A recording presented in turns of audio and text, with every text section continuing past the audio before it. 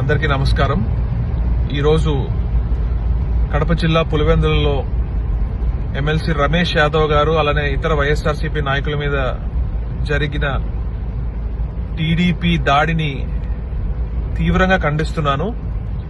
ఎందుకంటే కేవలం ఒక జెడ్పీటీసీ ఉప ఎన్నికలో వైఎస్ఆర్ కాంగ్రెస్ పార్టీని గెలవనివ్వకూడదు, ప్రజల్ని వైఎస్ఆర్ కాంగ్రెస్ పార్టీ శ్రేణులని ఇబ్బంది పెట్టాలి, భయభ్రాంతులకు గురి చేయాలి అని చెప్పి రెడ్ బుక్ రాజ్యాంగాన్ని అమలు చేస్తున్నారు రాష్ట్రంలో. మరి చంద్రబాబు నాయుడు గారు మీరు ప్రతిదానికి క్లాసులు వీగుతారు, విజనరీ అంటారు.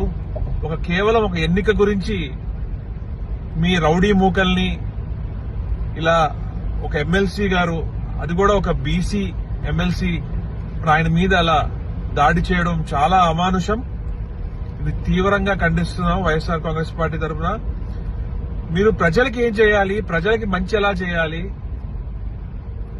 రాష్ట్రాన్ని ఎలా ముందు తీసుకెళ్లాలి అని చెప్పి ప్రయత్నించాలి. కానీ అన్ని గాలి కొదిలేసి కేవలం రాష్ట్రంలో రెడ్ బుక్ రాజ్యాంగం ఒక్కటే అమలవుతుంది, ఒక జీఎస్టీ వసూలు లేవు, ఒక మనీ రొటేషన్ తగ్గిపోయింది, మార్కెట్లు బాలేదు,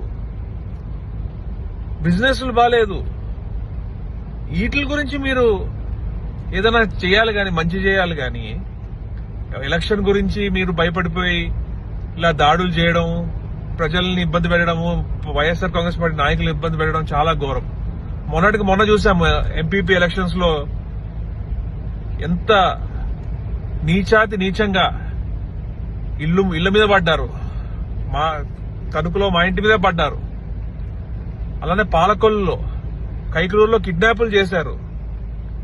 ఇలాంటి నీచ సంస్కృతిని మీరు ప్రోత్సహిస్తే రేపొద్దున్న మీరు సింగపూరో లేకపోతే హైదరాబాదో పారిపోతారు.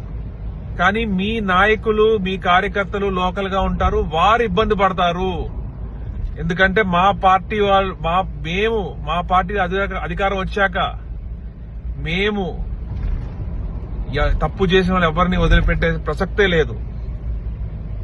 కాబట్టి ఇలాంటి చర్యలు మానుకుని సజావుగా ఎలక్షన్ సజావుగా జరిగేలాగా ప్రజల్ని ఇబ్బంది పెట్టకుండా జరగాలని చెప్పి మేము ఎలక్షన్ కమిషన్ కూడా కోరటం జరుగుతుంది. ఇలాంటి దుశ్చర్యలను మానుకోవాలని చెప్పి టీడీపీ పార్టీని హెచ్చరిస్తున్నాం.